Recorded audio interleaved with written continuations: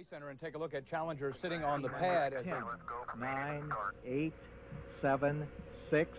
We have main engine start. 4, 3, 2, 1, and liftoff.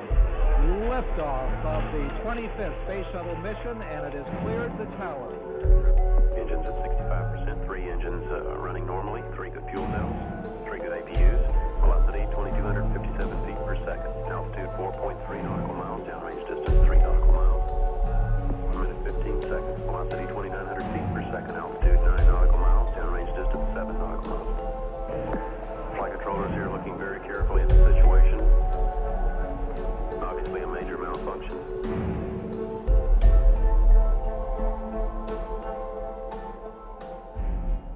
On the 28th of January 1986, the world watched as the Challenger space shuttle exploded off the coast of Florida, 73 seconds after takeoff from the Kennedy Space Center. The intended mission was to study the approach of Halley's Comet, which could be seen from Earth between 1985 and 1986. The mission was also intended to begin the Teacher in Space project, which was first pitched to Ronald Reagan in 1984. The intention of this new method of teaching was to take school teachers into space, where they could record their findings and share them with students once they returned to Earth.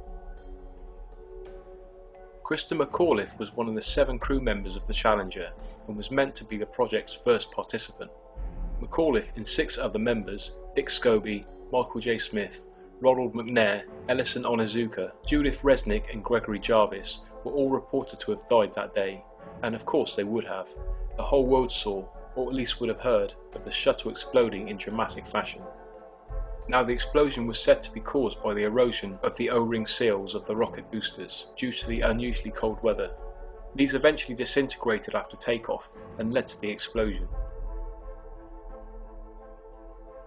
Moving on almost 30 years, a conspiracy theory hit the internet in May of 2015, which suggested, with a very respectable argument, that the crew of the Challenger, or at least 6 of them, are actually alive and well today. The post shows recent pictures of individuals thought to be the same crew members, some with undeniable likenesses, along with information on their whereabouts and even their professions. Now before I look at each individual crew member, it's worth mentioning that I do wonder why it has taken 30 years for this theory to emerge. This information, if accurate, must have been available for some time now. Some conspiracy theorists believe that there was no explosion at all, that the whole thing was fabricated.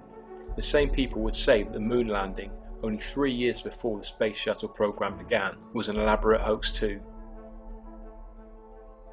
If there was an explosion that day, there must have been crew on board who perished. The real question here is, were the crew who died on board the Challenger the same crew of individuals the world had become so familiar with? Did NASA have doubts about the safety of the mission? Were they protecting these would-be heroes from a mission they thought to be too dangerous?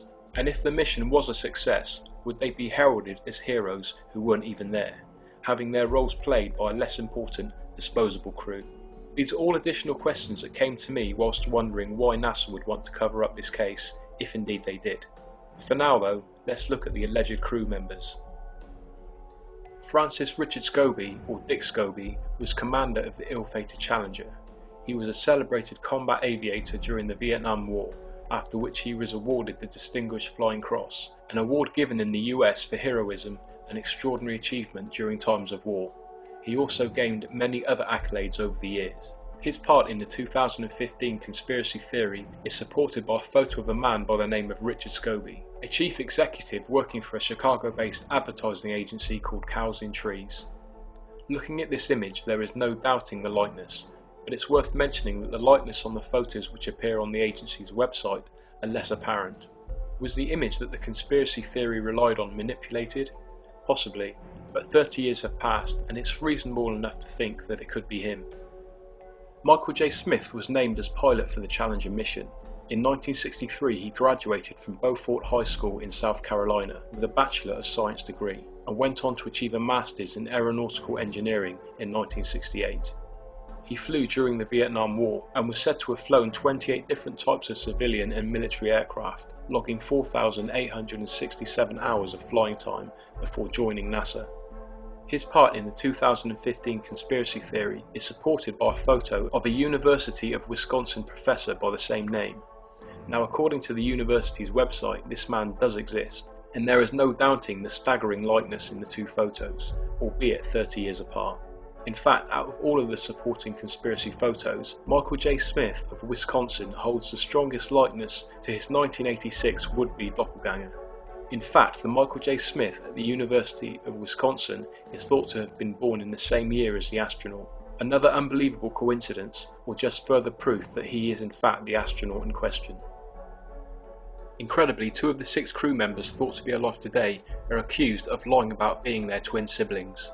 The first being Ronald McNair, and the second being Ellison Onizuka, both mission specialists on the Challenger. Ronald McNair graduated from MIT in Massachusetts, then became a staff physicist at the Hughes Research Lab in Malibu, California. Onizuka began duty with the United States Air Force in 1970, where he served as a flight test engineer and test pilot. Both men were selected by NASA for the astronaut program in 1978. Ronald McNair is said to have taken on the name Carl McNair, and Ellison Onizuka is now known by conspiracy theorists as Claude Onizuka. If you are to believe the conspiracy, both these men give lectures at universities under their new guises, lectures about their brother's rise to working for NASA from humble beginnings, both quite recently appearing at the University of Hawaii. Interestingly, a blogger by the name of Aoin posted an in-depth report on fellowshipofthemind.com about both men and the results that Ancestry.com had regarding the existence of their twin brothers. The results suggested that neither twin existed, as birth dates and parents' names yielded no definite results. Although this is not definitive proof of a conspiracy, it's interesting nonetheless. So, are Carl and Claude the twin brothers of Ronald and Ellison, or is this just another lie in a NASA conspiracy? Now, the case of Gregory Jarvis is an anti-conspiracy theorist's dream. In 1962, Jarvis graduated from Mohawk Central High School in New York. He was later bestowed with the honour of having the school named after him.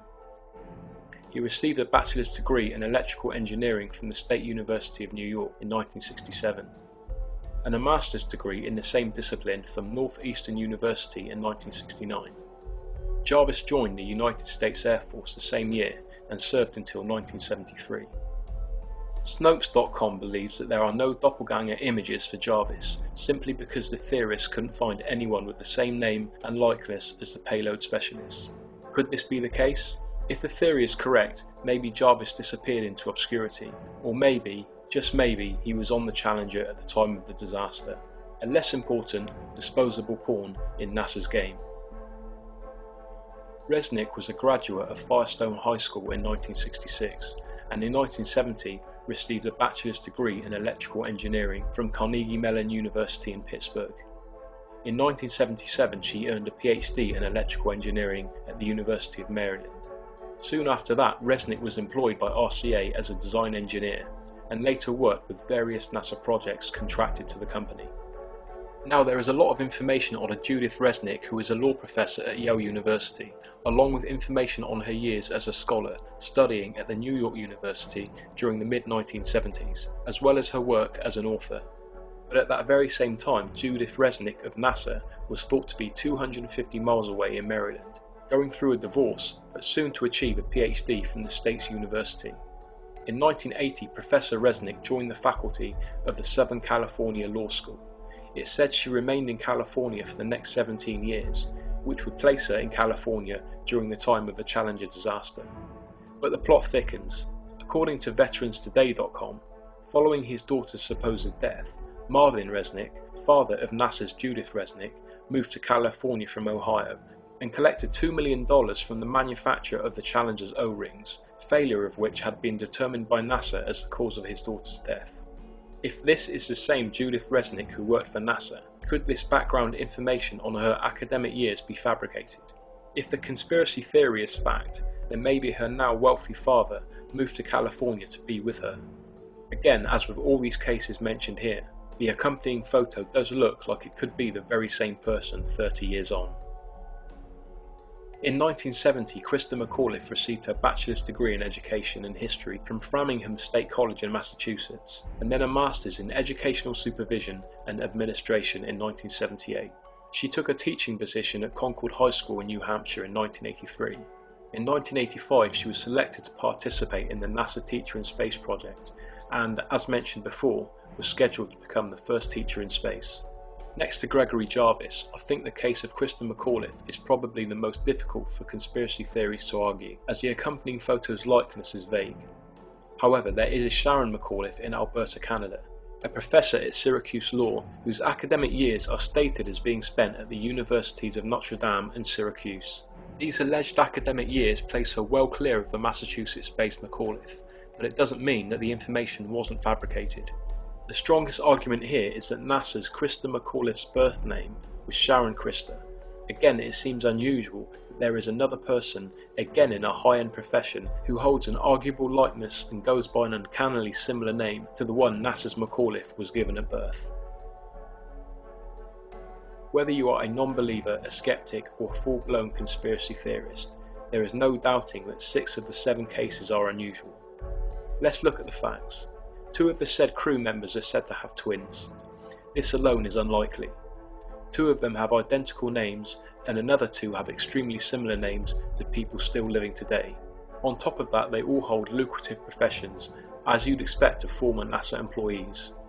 With the case of Gregory Jarvis, there is absolutely no reason that at least one of the crew members would choose to live a more humble life, away from the high-end professions which adorn the websites of universities, law firms and advertising agencies.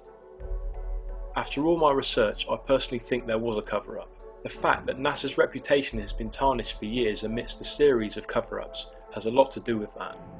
But ultimately, for me at least, the photos, the names and a story of financial gain make it all too difficult for me to accept the 1986 Challenger disaster story as fact.